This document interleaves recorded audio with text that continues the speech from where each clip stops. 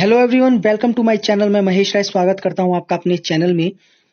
तो आज हम संगीत और श्रुति के बारे में पढ़ेंगे। तो चलो स्टार्ट करते हैं। पहला क्वेश्चन है, श्रुति की निम्नलिखित परिभाषा किस प्रसिद्ध संगीत शास्त्री ने संगीत रत्नाकर नामक अपने ग्रंथ में दी है। और नीचे लिखा हुआ है वो श्लोक, नित्य गीतोपेतो भियते मच्युते लक्ष्य प्रोक्त सुप्रयात संगीत श्रुति लक्षणम। तो क पंडित शारंगदेव, ख भरत, ग आहुबल, घ नारद।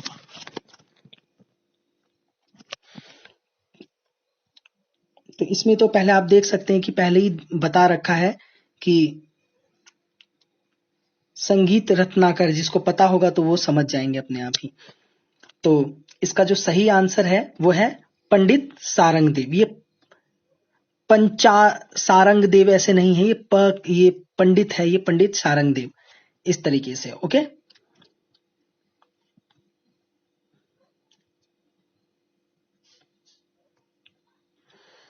ठीक है, इसका आंसर ये होगा। चलिए आगे चलते हैं क्वेश्चन नंबर 127 पे।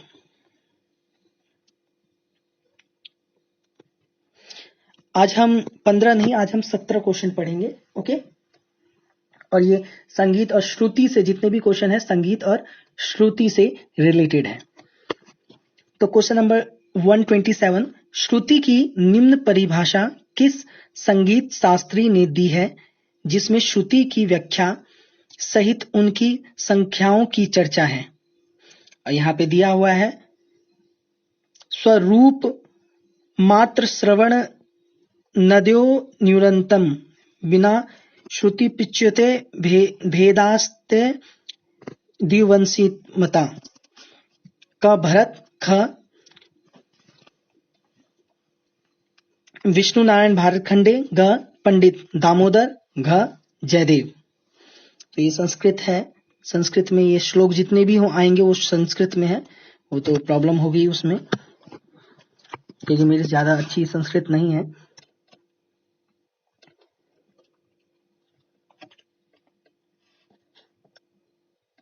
तो इसका जो सही आंसर है वो है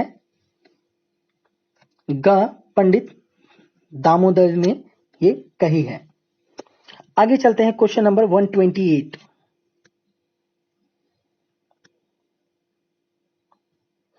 ठीक है, ये देख सकते हैं, श्रुति के 22 भेद हैं। 21 भेदों का नाम दिया जा रहा है। 22वें का नाम बताइए। ये 21 का नाम दिया गया है, आपको 22वें का बताना है। पहला है तीव्रा, कुमुदती, तीसरा मंदा, चौथा छंदोवती, पांचवा दयावती, छठा रंजनी, सातवां रतिका, आठवां रौद्री, नौवां क्रोधा, 10वां वर्जिका, 11वां प्रसारणी, 12वां प्रीति, 13वां मर्जनी, चौथा श्रुति, 15वां रक्ता, 16वां संदीपनी, 17वां अलापनी, 18वां मंदती, 19वां रोहिणी, 20वां रम्या, 21वां उग्रा तथा 22वां दारुणी। नहीं, 22वां दिया हुआ नहीं है। 22वें में ऑप्शन कौन सा होगा? ऑप्शन के नाम बता देता हूं। पहला ऑप्शन है क दारुणी, दूसरा है छोबनी, तीसरा है दिंगित, और फिर है घ दामिनी। और इसका जो सही आंसर है वो है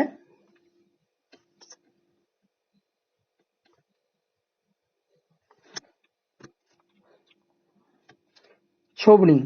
ठीक है, और ये क्वेश्चन बहुत पूछा जाता है, ये इंपॉर्टेंट क्वेश्चन है। आपको मैं बता दूं, ये श्रुति आपको 22 की 22 रटनी होगी अच्छी तरीके से। ये एक आपको रट के ही ये जाना पड़ेगा, तभी आपको ये आपकी हेल्प हो पाएगी। पहली चीज ये आपको मैं बता दूं। और आपको सारे तो आपको करने ही है, बाकी आपको मैं कुछ कुछ बता देता हूं कि कौन से ज्यादा पूछी जाती हैं। सबसे पहले पहला, ठीक है, तीव्रा, आपको याद रखना है, पहली श्रुति तीव्रा है। हाँ, और लास्ट की श्रुति कौन है? शोभनी है। उसके बाद आपको एक ये छंदोवती याद रखना है, ठीक है, क्योंकि ये पूछ लेते हैं प्राचीन काल से पहली श्रुति कौन सी है कि स्थापना, सा की स्थापना किस पे है। हाँ, तो छंदोवती है। उसके बाद और पहले की तो मतलब कि आधुनिक काल में जो है जिसपे सा की स्थापना है वो तीव्रा ही है, और प्राचीन काल में श्रुति की स्थापना जो है वो चौथी है तो छंदोवती। कैसे वो आपको मैंने बता रखा है, लेकिन एक बार मैं और आपको बता देता हूं। जैसे कि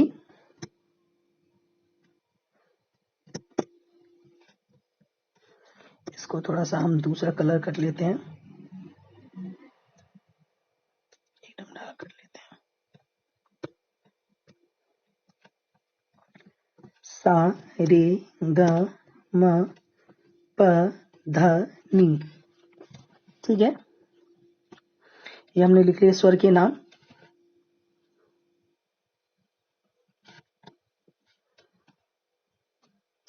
ये है श्रुतियों की स्थापना प्राचीन काल से, ठीक है, प्राचीन काल में ऐसी थी, ठीक है, यहाँ पे प्र लिख देते हैं, इससे ये प्राचीन हो गया। प्राचीन काल में। और आधुनिक काल में कैसी थी? फर्स्ट पे स्थापना थी, ठीक है। और इसी में हम अगर हम वो कर दें इसको, ये सडस मान लो, ये सडस ग्राम, अब सडस ग्राम के हिसाब से बता रहा हूँ, ये मध्यम मान लो, तो मध्यम में भी सेम ऐसे, बाकी ये दोनों ऐसे हो जाते हैं, यहाँ पे 3 हो जाता है और यहाँ पे 4 हो जाता है, बाकी सब कुछ सेम होता है, ठीक है। मतलब कि प की 3 श्रुति हो जाएगी और ध की 4 श्रुति हो जाएगी, बाकी आप एग्जैक्ट वैसे ही उतार लोगे। आपको एक चीज और याद रखना है, 432 432 बीच में 4 लिख दो। श्रुतियों को याद रखने का सबसे आसान तरीका है 432 याद रखो, देखिए ऐसे करके 432 और 432 ऐसे याद रखो और बीच में 4 लगा दो। ये आपकी श्रुति हो गई, ये सा की श्रुति, रे ग म प ध नी, ठीक है।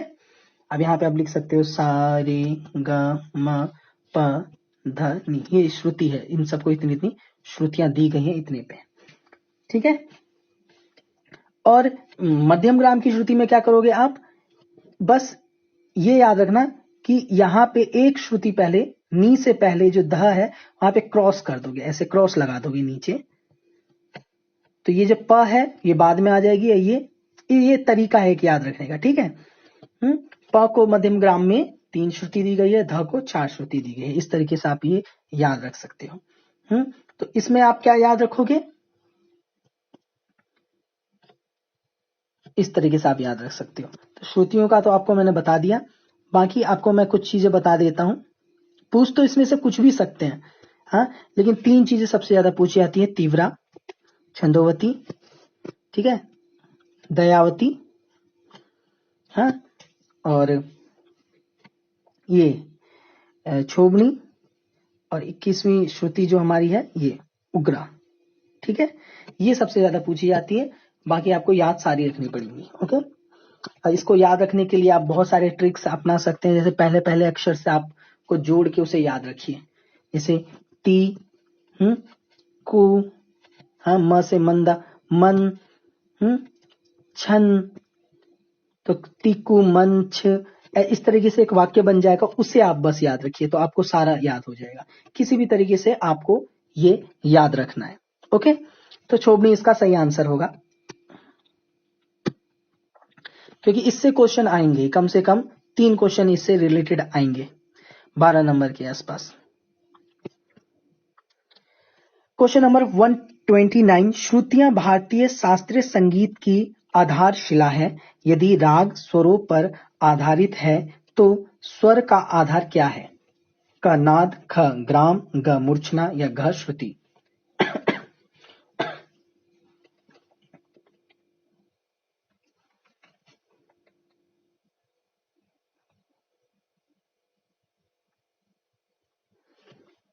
तो इसका जो सही आंसर है वो है श्रुति। यहां पे पूछा गया श्रुतियां भारतीय शास्त्रीय संगीत की आधारशिला है, सही है। यदि राग स्वरों पर आधारित है तो स्वर का आधार क्या होगा? तो श्रुति होगा, स्वर का आधार श्रुति होता है, ठीक है। आगे चलते हैं क्वेश्चन नंबर 130 पे। जिस प्रकार प्रत्येक जाति अर्थात औड़व साड़व आदि के रागों में स्वरों की संख्या निर्धारित है, उससे कम या अधिक स्वर लगने से रागों की शुद्धता नष्ट हो जाती है। उसी प्रकार यदि स्वरों में भी निर्धारित श्रुतियां से कम या अधिक श्रुति संख्या हो जाए तो स्वर का स्वरूप क्या होगा? ठीक है,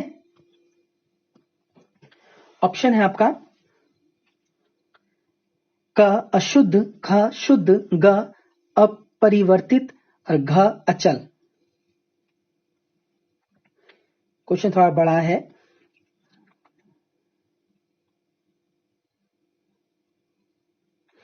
फिर से आप देख सकते हैं इसका, जैसे बोला क्या गया है कि जिस प्रकार प्रत्येक जाति अर्थात औड़व साड़व आदि के रागों में स्वरों की संख्या निर्धारित है ना, रागों में स्वरों की जो संख्या है औड़व साड़व संपूर्ण ऐसे निर्धारित है, उससे कम या अधिक स्वर लगने से रागों की शुद्धता नष्ट हो जाती है। हाँ सही बात है, अगर साड़व औड़व इससे अलग जाएगी कहीं पे तो उस रागों की शुद्धता नष्ट हो जाएगी। उसी प्रकार यदि स्वरों में भी निर्धारित श्रुतियों से कम या अधिक श्रुति संख्या हो जाए तो स्वर का स्वरूप क्या होगा? तो स्वर का स्वरूप ऊपर नीचे होने के कारण क्या हो जाएगा? अशुद्ध हो जाएगा, क होगा इसका। ठीक है, क्योंकि या तो वो साड़व होनी चाहिए या औड़व होनी चाहिए, संपूर्ण इन तीनों के अंदर गति आनी चाहिए। Question number 131 131। पूर्वी और भैरव दोनों ही रागों में कोमल दैवत का प्रयोग होता है, किंतु दोनों रागों में प्रयुक्त कोमल दैवत में श्रुति भिन्नता की किस स्थिति का स्वरूप है? क एक श्रुति नीचा, ख एक श्रुति ऊंचा, ग दो श्रुति ऊंचा, घ दो श्रुति नीचा। आपको एक बात बताऊं, जितने भी राग होते हैं ना उसमें आप देखोगे कोमल विकृत स्वर लग रहा है, ग लग रहा है, किसी में धा लग रहा है, किसी में नी लग रहा है, लेकिन सब में जो लगाने का तरीका होता है वो अलग होता है। उस तरीका ही सिर्फ अलग नहीं होता, उसमें जो श्रुतियां होती हैं उसके अनुसार लगाया जाता है। ठीक है, जैसे यमन है उसमें खुल के गा आता है, मतलब कि ऊंची श्रुति पे है। जिसमें खुल के कम आएगा तो वो कोमल के आसपास होगा, मतलब कि पहली दूसरी श्रुति पे होगा, है ना, उस श्रुति के पहली दूसरी श्रुति पे होगा। ठीक है, जैसे ग को दो श्रुतियां दी गई है तो यमन में सेकंड श्रुति पे होगा, और किसी दूसरे राग में जिसमें खिल के नहीं आ रहा तो वो फर्स्ट श्रुति पे होगा, ग की ही श्रुति पे। ओके,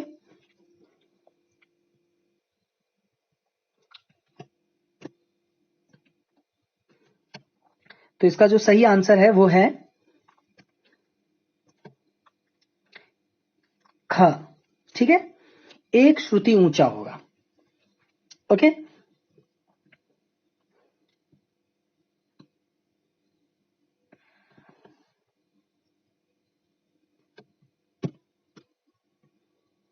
क्वेश्चन नंबर 132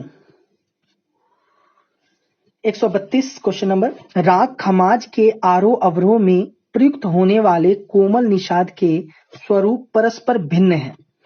यह बताए कि खमाज के आरोह में लगने वाला कोमल निषाद खमाज के अवरोह के कोमल निषाद से किस रूप में भिन्न है? क एक श्रुति नीचा, ख एक श्रुति ऊंचा, ग दो श्रुति नीचा, या घ दो श्रुति ऊंचा। तो इसका जो सही आंसर है वो है क एक श्रुति नीचा। ओके, और इस चीज को जानने के लिए कि श्रुति में कौन सा, इस वाले राग में कौन सी श्रुति लग रही है, इसके लिए आपको स्वर की अच्छी नॉलेज होनी चाहिए, श्रुतियों की प्रैक्टिकल आपका अच्छा होना चाहिए। तो आप चीजों को अच्छे से, आप जैसे स्वर लिपि बनाना, कोई मुझसे पूछ रहा था कि सर स्वर लिपि कैसे बनाए, 2 मिनट इसको मुझे बंद करने दीजिए। स्वर लिपि कैसे बनाए, तो मैं आपको बस इतना ही बता सकता हूँ, जिस स्वर आप किसी भी शब्द को अगर आप उसको स्वरलिपि उसकी बनाना चाहते हैं तो उसके लिए आपको नॉलेज होनी चाहिए। उस राग की अच्छे से नॉलेज होनी है, तभी आप उसकी स्वर लिपि बना सकते हैं, है ना, वरना आप नहीं बना पाएंगे। या कोई कोई राग को आपको पहचानना है तो उसके लिए आपको प्रैक्टिकली उस राग को आपको गाना पड़ेगा, है ना। और जैसे आरंभिक स्वर, विलंबित ख्याल आपने गाया है, तो आप विलंबित ख्याल में होता है ना प्रारंभिक जो आलाप होता है, तो आप देखोगे कि 10 मिनट तक 15 मिनट तक सिर्फ प्रारंभिक आलाप गाया जाता है, 10 मिनट तक। तो आपको उस राग के बारे में अच्छे से पता चल जाएगा। हाँ, छोटे ख्याल में तो बस आप आरोह अवरोह पकड़ गार के आप स्टार्ट कर देते हो, विलंबित ख्याल में ऐसा नहीं होता। तो आपको उस राग का जो प्रारंभिक आलाप होता है, हाँ, स्टार्टिंग का जो आलाप होता है, वो अगर आपको अच्छे से आता है तो आपको राग को समझने में कोई दिक्कत नहीं होगी। या तो आप चलो आपका विलंबित आपका सही नहीं है, बड़ा ख्याल सही नहीं है, तो आपको मैं एक चीज बताता हूं। हर राग में ना एक चीज होता है, उसे बोलते हैं सरगम गीत, ठीक है। ये सॉरी,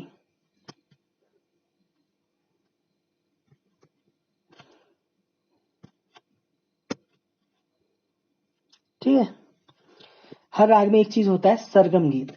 उस राग में आप सरगम गीत कर लें, अगर आप उस राग में आप सरगम गीत कर लोगे तो आपको उस राग का पूरा चलन आप समझ जाओगे।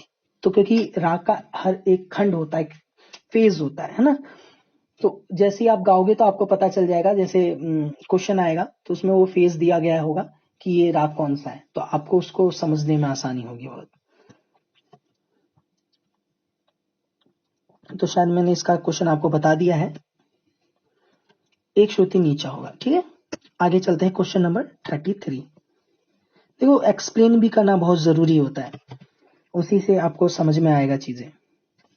क्वेश्चन नंबर 133, पूर्व प्राचीन, उत्तर प्राचीन एवं मध्यकालीन संगीत ग्रंथकार अपने स्वरों की स्थापना अंतिम श्रुति पर करते थे, तो आधुनिक संगीत ग्रंथकार अपने स्वरों की स्थापना किस श्रुति पर करते हैं? क अंतिम श्रुति पर, ख मध्य श्रुति पर, ग प्रथम श्रुति पर, या घ द्वितीय श्रुति पर। अभी मैंने इसका आंसर आपको बताया है। इसका जो सही आंसर है वो होगा प्रथम श्रुति पर, ओके। ग इसका आंसर सही होगा। और जो प्राचीन काल में करते थे वो अंतिम श्रुति पर, मतलब चौथी श्रुति पर करते थे। चौथी नहीं, अंतिम श्रुति पर हम करते थे।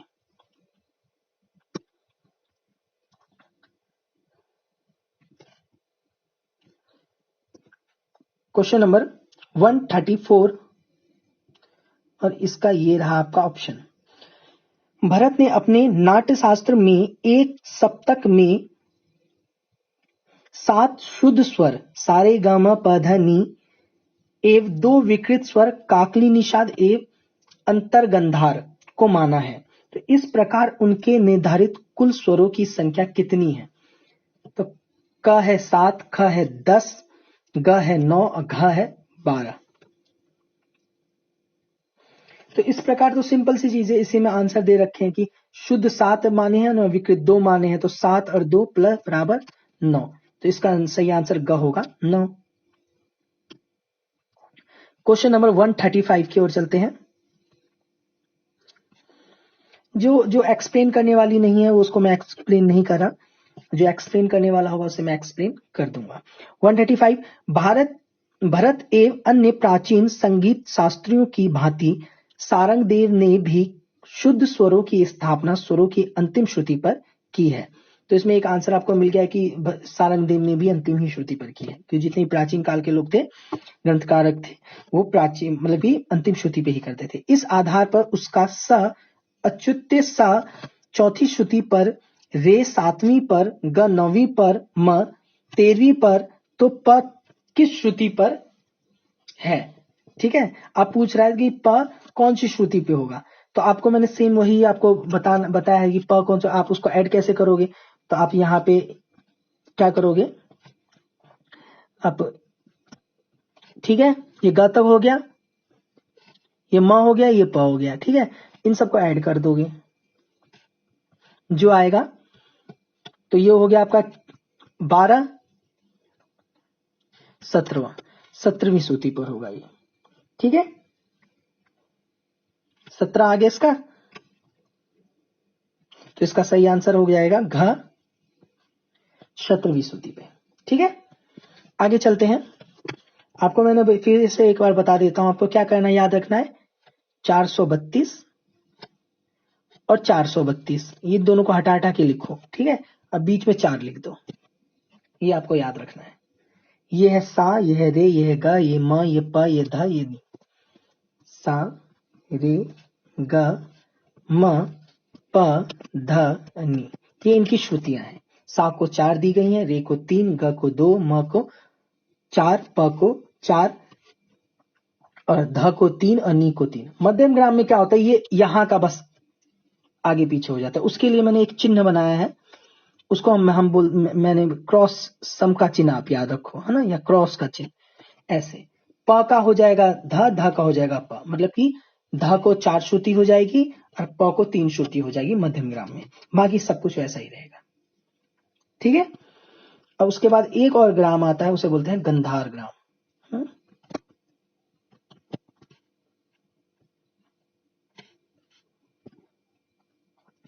ठीक है, तो उसमें क्या है गंधार ग्राम में, 2 मिनट। गंधार ग्राम में क्या है,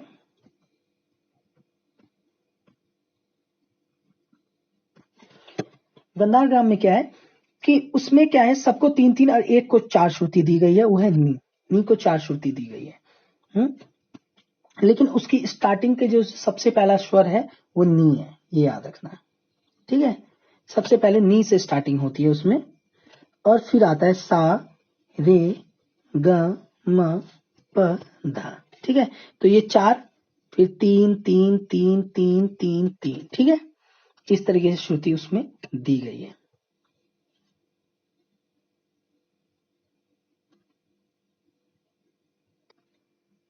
ठीक है, सॉरी मैंने एक चीज आपको गलत बता दी, त्रुटि हो गई वो।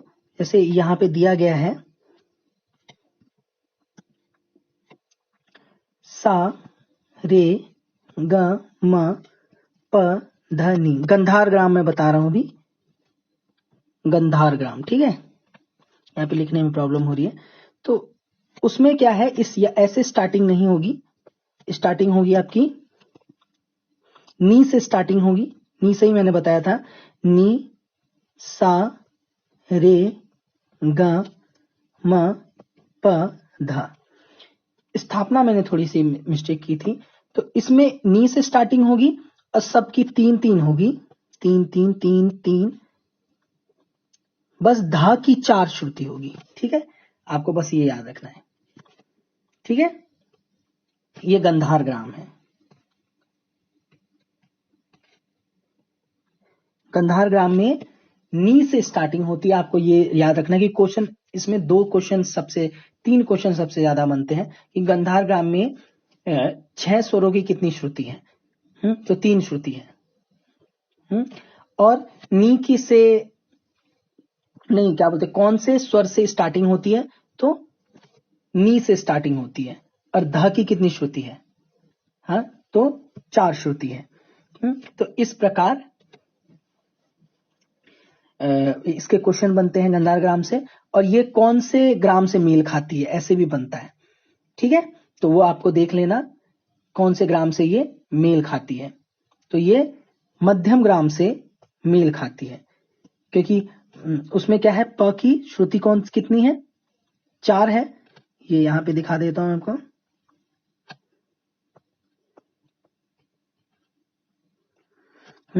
तो उसमें चेंज हो जाता है, ऐसे हो जाता है।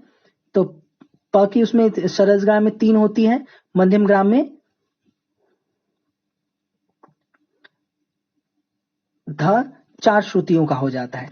तो गंधार ग्राम में ध और मध्यम ग्राम में का जो ध है वो 4-4 श्रुति का हो जाता है। हाँ, और षडस ग्राम का जो होता है वो 3 श्रुति का होता है। ठीक है, तो किससे मेल खाएगी वो, फिर वो मध्यम ग्राम से। गंधार ग्राम का ध मध्यम ग्राम के ध से मेल खाती है। तो आगे चलते हैं हम। ये इसका आंसर बता दिया था मैंने, 17वीं श्रुति।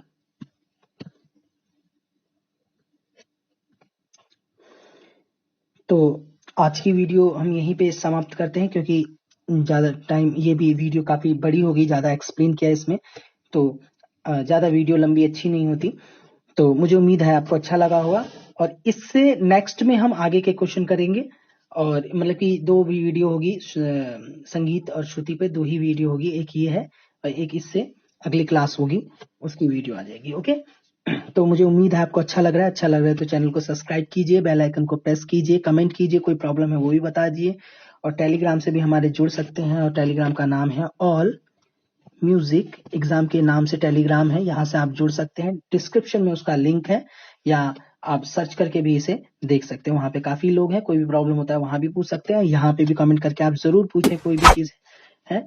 और बाकी जो भी आगे के टॉपिक्स हैं वो मैं लाता रहूंगा। तो मुझे उम्मीद है, चैनल को सब्सक्राइब जरूर करना और शेयर जरूर करना, बस इतना ही काफी है मेरे लिए।